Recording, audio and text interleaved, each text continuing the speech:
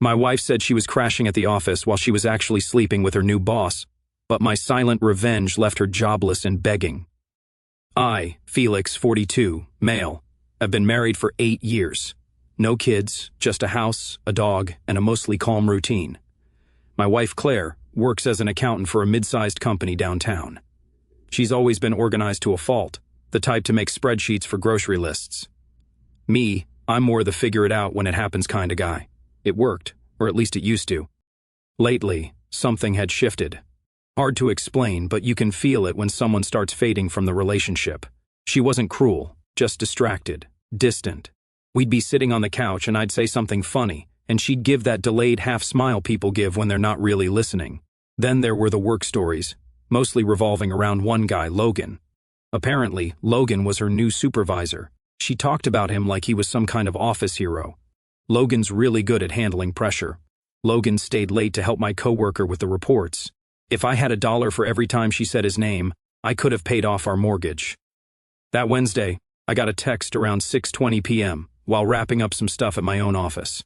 We're doing end-of-quarter reports. Might crash at the office. I read it twice. Something about that message didn't sit right. Claire hates staying late. She's the kind of person who starts packing up at 4:58.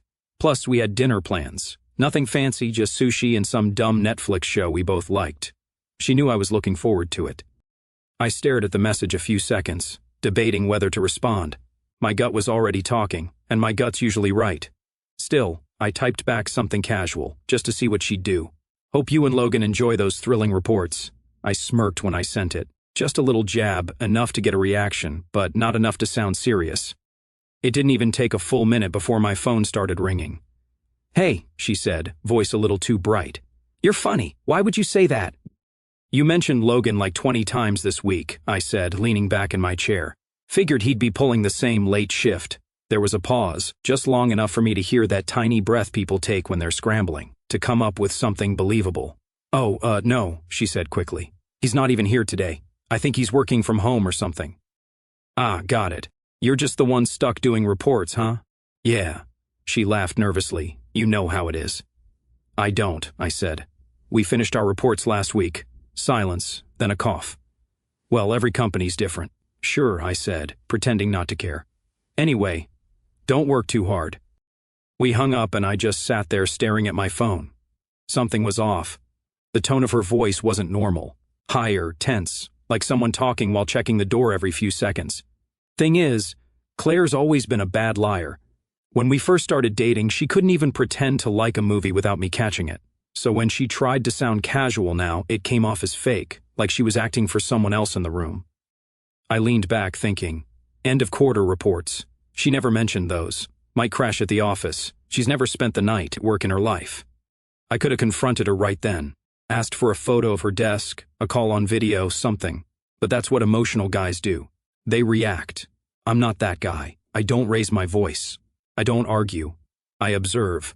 The truth always walks out eventually. I just prefer to open the door quietly when it does. So instead of calling her bluff, I played the longer game. I logged into our shared mobile plan and checked the old family locator feature we'd used on trips. She must have forgotten it was still active. As I clicked through the settings, a part of me already knew what I'd find. When someone starts pulling away, their patterns change. Not just emotionally, but physically. New routes, new schedules, new excuses. I told myself I might be overthinking it. Maybe she really was stuck working late. Maybe her supervisor just had bad timing being named Logan. Maybe it was all innocent, but deep down I didn't believe that. Still, I wasn't angry. Not yet. I was focused. Because here's the thing. If this was a girlfriend situation, I'd have packed my stuff and walked out without a second thought. But marriage is paperwork, property, joint accounts, taxes. You can't just slam the door and disappear. You need proof. Real proof if you want a clean break and not a courtroom circus.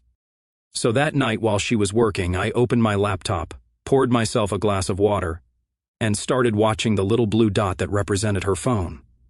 It wasn't at her office. And just like that, I knew my quiet little investigation had officially begun. 2. Her location pinged at Red Lantern, a high-end Asian fusion place across town. The kind with valet parking, dim lighting, and sushi rolls that cost as much as a tank of gas. I just stared at it for a second, zooming in on the map to make sure my eyes weren't playing tricks. Nope. Red Lantern. Definitely not her office. Definitely not Excel sheets and report deadlines. She texted me an hour later, all casual. Still working on this report. So tired. Might just nap in the break room after. Yeah, sure. The break room with imported sake and $40 shrimp tempura, apparently. I didn't respond. I wanted her to think I bought it. I just sat there on the couch scrolling through Netflix while her little GPS dot stayed glued to that restaurant for over 2 hours. Then it moved toward the hotel district before heading home. That part stung a bit, but I kept my face blank. No yelling, no calling, no accusations. She'd already dug her own hole. I was just watching from the edge with a flashlight. By the time she finally walked through the door, it was past 10. She looked startled to see me awake. "Oh, you're still up?" she said, fumbling with her purse. "Yeah," I said. "Figured I'd wait for my wife since we didn't get dinner together." She gave this awkward little laugh and started rambling before I even asked anything. "Sorry, the report software crashed halfway through. Total nightmare. I had to redo everything." I nodded slowly. That sucks." "Yeah," she said quickly, like she was trying to fill the silence. "And then the internet was acting up, so we had to use a backup system. It was just, ugh." I looked at her the whole time she was talking. The red flush on her cheeks, the faint smell of perfume she doesn't even own, and something else underneath it. Soy and sesame, maybe. Not exactly the scent of hard work. She noticed I was staring and added, "You know how stressful these end-of-quarter reports get." "Yeah," I said, keeping my tone light. "I bet the stress tastes delicious." Her head tilted. "What?" "Nothing," I said with a smile. "You hungry?" She shook her head too fast. "No, I had a snack earlier." She walked off to the bathroom, mumbling about how tired she was. When she passed, I caught a whiff of something fancy, not her usual floral body spray. This was heavier, like one of those expensive perfumes that people only wear when they're trying to impress someone. I sat there watching her disappear down the hall, and it almost felt funny, like watching a really bad movie where the actress thinks she's nailing her role but keeps forgetting her lines. The difference was this actress was my wife, and the movie was my life. She came out of the shower later in pajamas, pretending to yawn. "You're quiet tonight, just tired." I said, "You sure? You look, I don't know, suspicious or something." I almost laughed. "Suspicious or something? What a dumb thing to say when you're the one lying." "Suspicious?" I repeated. "No, just trying to process the emotional roller coaster of your report software crashing." She gave me this little fake smile, the kind people give when they're not sure if you're joking. "Right, well, I'm going to bed. You should too." "Yeah," I said, "right behind you," but I didn't go right behind her. I waited until her light went off, then grabbed my phone. I opened up Logan's social media. He'd accepted my follow request months ago, back when everything was normal. He didn't post much, but that night he did. A blurry photo of a dinner table, dim red lighting, half-empty wine glasses, 2 plates, one with sushi, one with something that looked like grilled salmon, and in the corner of the frame, just barely visible, was the edge of a bracelet I recognized, Claire's bracelet. The caption read, "Nothing like unwinding after a long day at work. At Red Lantern. Good company." The post had been up for 20 minutes. I stared at it for a while, not angry, just calculating. This wasn't guessing anymore. This was a breadcrumb trail with timestamps and GPS coordinates. So I did what any calm, rational husband would do. Took a screenshot, saved it in a folder labeled work stuff because, let's be honest, she'd never open that, and turned off my phone. Then I just sat there for a while thinking if this had been a girlfriend, she'd already be blocked and her stuff would be on the curb. But a wife, that's different. Marriage is basically a legal contract with emotions stapled on. You don't tear that up without planning the aftermath. Divorce isn't just goodbye, it's lawyers, assets, documentation. And I wasn't about to walk into that fight with just a gut feeling and sarcasm. I needed proof, unshakable proof. So, I decided right then I wouldn't confront her. Not yet. I'd let her keep digging, let her get comfortable, confident, maybe even a little careless. Because people who lie start repeating themselves eventually. They forget the details they made up. And when that happens, I'd be ready. She came out of the bedroom a few minutes later looking half asleep. "You coming?" she asked. "Yeah," I said, standing up and smiling faintly. "Just finishing something up?" She nodded and walked away, probably thinking she'd sold her performance. As soon as she disappeared, down the hall I whispered to myself, "Yeah, finish something up." My investigation had just moved from theory to evidence. 3. Now I was in the let's see how far she'll dig herself phase. I wasn't going to confront her. Not yet.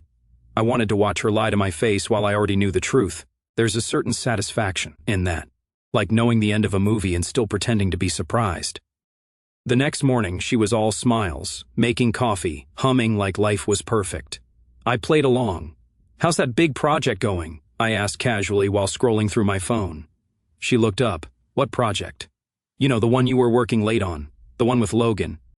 She froze for a second. It was small, but I saw it. A tiny hesitation like her brain was flipping through excuses. "Oh, that one. Yeah, still going. Logan's, still leading it." I nodded like it was the most boring conversation ever. He must really love those reports if you're pulling all-nighters. Her face tightened just slightly. "Are you implying something?" "Not at all," I said, sipping coffee. "Just sounds like he's really hands-on." She gave this short fake laugh. "You're being ridiculous. It's just work." "Yeah, of course." I smirked and went back to my phone, just asking. She stood there glaring at me, waiting for me to push further. When I didn't, she got defensive out of nowhere. "You know, lately you've been acting weird, snooping, asking questions like I'm under investigation. What's going on with you?" I almost laughed. Classic move, flip the script. "I'm just asking about your job." I said pretty normal husband stuff. "No, it's not," she snapped. "You're paranoid. You don't trust me anymore." There it was. The victim card. Like she was the one being wronged here. I didn't react. I just looked at her for a few seconds, calm and silent. That kind of quiet makes people nervous. She started fidgeting like she wasn't sure if she should keep yelling or back off. Finally, I said softly, "You're right. Maybe I am being paranoid. I'm sorry." Her shoulders relaxed immediately. "Thank you," she said, pretending to be magnanimous. "I just don't want you turning into one of those controlling husbands." I almost snorted. "Yeah, the guy who works, pays the bills, and doesn't check your phone until you start lying is super controlling." But I kept my mouth shut and kissed her on the forehead. "You're right," I said again. "I'll chill out." She smiled, thinking she'd won. That's the thing about people like her. They're addicted to being right. Once you let them think they are, they stop watching their back. The next day, I decided to test how deep the lie went. I called her office around noon, pretending to be from a delivery service. "Hey, this is for Claire," I said, "just checking if she's available." The receptionist hesitated. "Claire? Oh, she's not in today." "Not in?" I asked, feigning surprise. "She said she was working on the quarterly report." She wasn't scheduled to work late this week," the receptionist said. "She mentioned taking a few personal days. Personal days. That was new." I thanked her and hung up, smiling. So she was now on personal days. Translation, date nights with Logan. I had a lunch break coming up, so I drove to Red Lantern. The place looked even more expensive in daylight.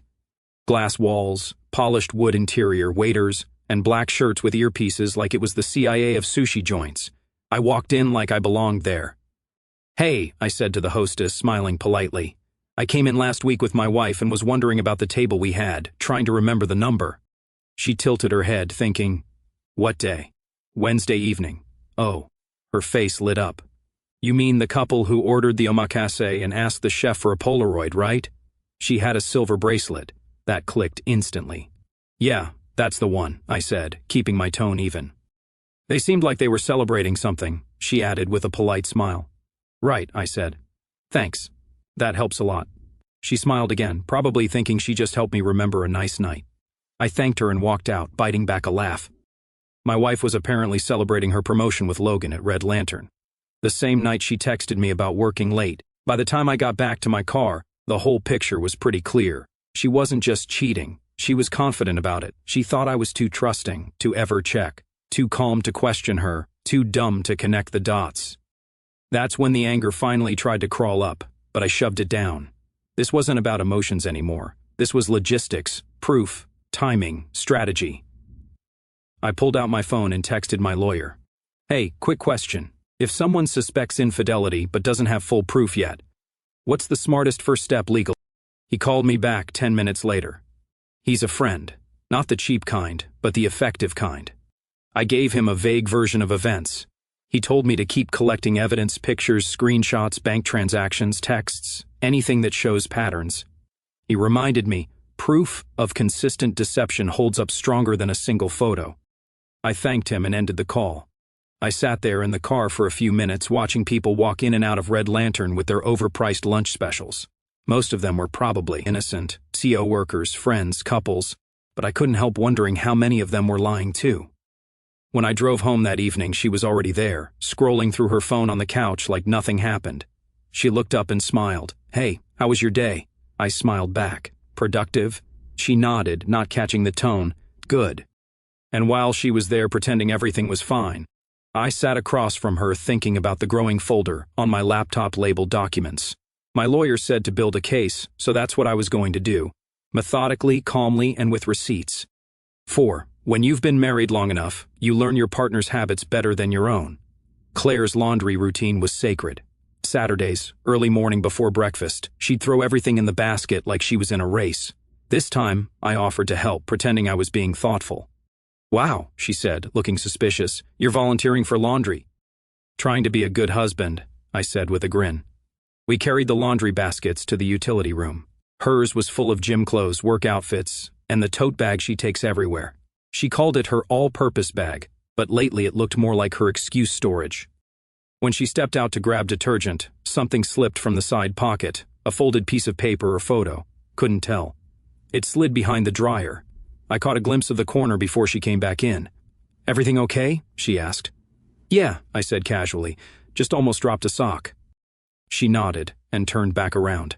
I made a mental note of exactly where it fell. Later that morning, after she left for her yoga class, I went back in. I moved the dryer a few inches and there it was, a Polaroid photo, slightly bent, tucked under some lint. I didn't touch it right away. Just stared at it for a few seconds because I already knew what I was about to see wasn't going to be good. When I finally picked it up, my jaw tightened. It was her and Logan sitting at Red Lantern. She was laughing, holding a drink in her hand. His arm was on the table, close enough that their fingers were practically touching. She looked genuinely happy, happier than she'd looked around me in months. And on the back, written in black marker, were the words, "Forever and ever, L." There was a timestamp printed along the Polaroid's edge. Same Wednesday, I watched her dot drift into the hotel district. That little heart almost made me laugh. Logan, the corporate charmer, writing love notes like a teenager. Real romantic. I took out my phone, snapped a clear photo of both sides, then carefully slid it back into the same side pocket of her tote, right where it must have fallen from. Couldn't risk her knowing I'd seen it. She'd just get better at hiding things. I stood there, staring at the wall for a minute, breathing slow.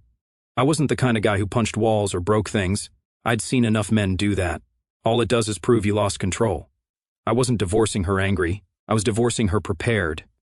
That photo changed everything. Before I had suspicion and circumstantial proof. Now I had tangible evidence, a time-stamped physical piece of her affair. And that stupid little heart made it impossible for her to claim it was just a misunderstanding. I spent the next few hours digging deeper if Logan wanted to play house with my wife. I wanted to know exactly who he was.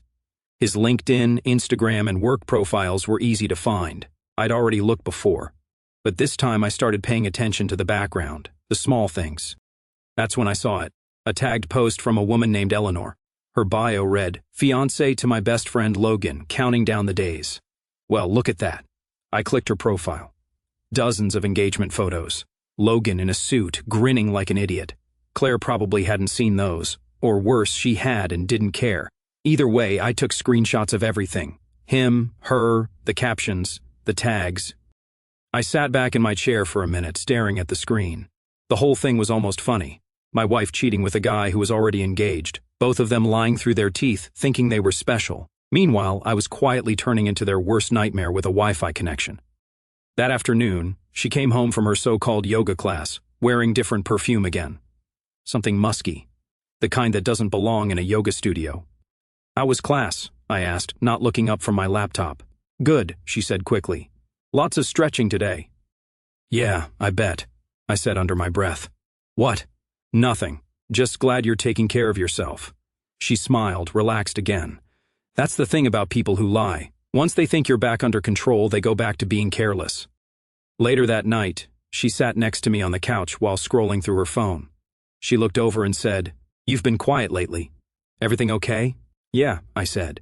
"Just thinking about what life taxes, Reports, she smirked. You're weird. Yeah, I said, turning back to the TV. But at least I'm honest, she didn't catch it. She never does. She had no idea that both her little fantasy worlds were about to collide, one in court and one at the altar. And the best part, I wouldn't have to raise my voice once. 5. That was the beauty of it. I didn't need to scream or throw a fit. So I started acting normal. Actually better than normal. I made breakfast for her, texted her at lunch, even complimented her outfits again. She bought it instantly. It's incredible how fast guilty people relax the second they think you've stopped looking. She'd smile when she got home now. The fake kind of smile that says, he still doesn't know. She thought she was winning. One evening while we were having dinner, I threw in a casual line. Hey, funny thing. My company just updated their HR policies. They added a whole section about workplace relationships. Wild, huh? Her fork froze mid-air. Oh yeah, I said, keeping my tone light. Guess too many people were getting hands-on with their CO workers. She laughed nervously. That's ridiculous. People at work are adults. They can control themselves. Yeah, I said. You'd hope so. I went back to eating like I hadn't just made her flinch. That night, she was quieter than usual, probably wondering how much I knew. That's the best part about subtle pressure. They start unraveling on their own. When she fell asleep, I sat in my office and opened my laptop. I'd made a throwaway email earlier that week, something generic. From there, I found Eleanor's contact on one of her public wedding registry pages. I'd seen her name before, but this time it felt personal. I started typing. Hi, Eleanor. I don't know you, but you need to see this. I believe your fiancé, Logan Thompson, has been having an affair with a coworker named Claire. She works in accounting. Attached are some photos that should make things clear. I attached the Polaroid. I hit send. 10 minutes later, the little notification popped up. Message opened, then another reply received. Oh my God, thank you. I've had a feeling something was off for months. I knew something wasn't right. She thanked me for my honesty and said she'd handle it. I stared at that last line. I'll handle it, and smiled because I knew exactly how this was about to go down. But I wasn't done yet. One angry fiancé could cause drama. An HR report, though that could ruin careers. So, the next morning, I went on the company's anonymous tip page. The form was straightforward. Name optional, description required. Employee Logan Thompson, accounting, has been seen having a personal relationship with a direct subordinate. This could be a conflict of interest and should be investigated immediately. I double-checked every word. It was professional, calm, and believable. Exactly what an HR manager would take seriously. I hit submit. Then I waited. The next 2 days were strangely quiet.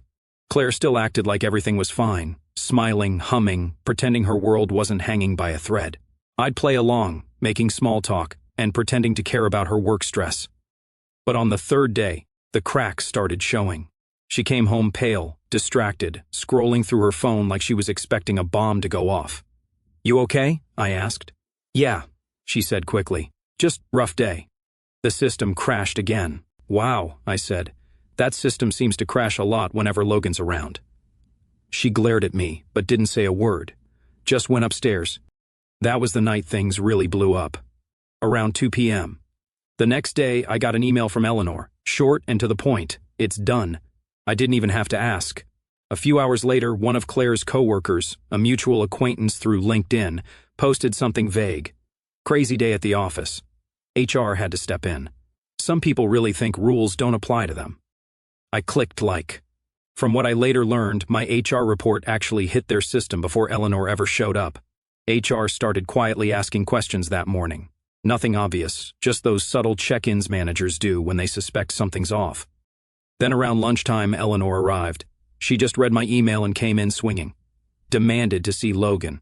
Full public meltdown right in the middle of the accounting floor. He tried to deny everything, but HR was already watching. Her timing basically turned their quiet probe into a full-blown investigation on the spot. The confrontation got messy fast. Yelling, tears, and the engagement ring flying across a desk. Security had to escort her out, and HR immediately called both Logan and Claire separately afterward. By 5 p.m., the rumor mill was on fire. Everyone knew something major went down, but no one had the full picture except me. When Claire got home that night, I was sitting on the couch pretending to scroll through sports news. She looked rattled, hair messy, face pale, hands trembling slightly. She tossed her purse onto the counter and forced a smile. Hey, I said calmly. You're home early. Yeah, she said, trying to sound normal. Something happened at work. Oh yeah, I asked, keeping my tone neutral.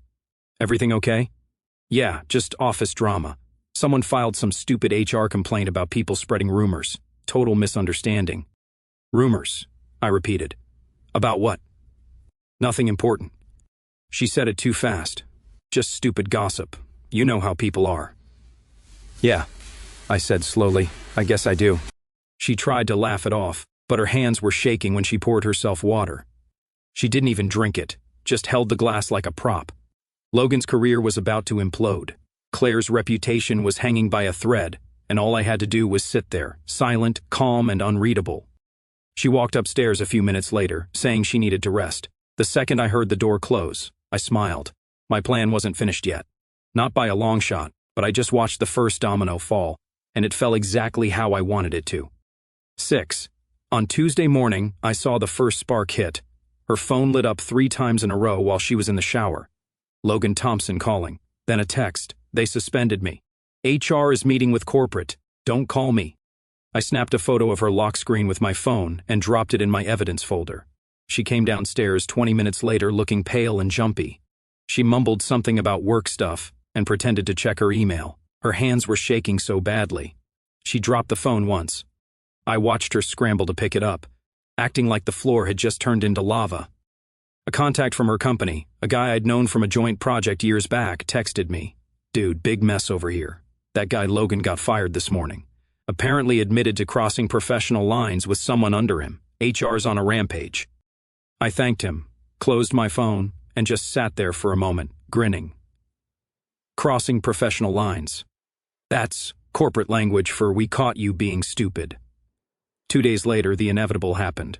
She came home early again, eyes red, holding an envelope from HR. They gave me a choice, she said quietly. Resign or face official termination. Ah, I said, leaning against the counter. So, you went with the graceful exit? Her voice broke. They said I violated company conduct, that it's on record. Logan already confessed to everything. Everything? I asked, raising a brow. She nodded, tears welling up. He told them it was mutual, said I pursued him. I can't believe I cut her off. Used you for career growth. She froze. What? That's what you were going to say next, right? That Logan used you to get ahead. You know, the same Logan you were sneaking around with for months while pretending to be a loyal wife. She looked at me like she'd seen a ghost. How do you I've known since the fake conference night? I said calmly. The restaurant, the bracelet, the Polaroid, the emails, all of it. You weren't careful. You just thought I was too dumb to notice. Her knees buckled a little. You've been spying on me, collecting evidence, I corrected. For this, I walked over to the drawer, pulled out a manila envelope, and dropped it on the table in front of her. She stared at it like it might explode. What is this draft petition? I said calmly. Everything's ready to file once I decide to. You can sign now or let the court serve you later. Doesn't make a difference to me. She looked up, shaking her head. You're really doing this? Yeah, I said. I told myself I wouldn't divorce angry. I'd divorce prepared, and here we are. She covered her face, sobbing. Logan lied to me.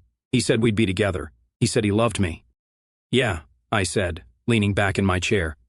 He said the same thing to his fiancée, too. Guess he wasn't great at keeping promises. That shut her up fast.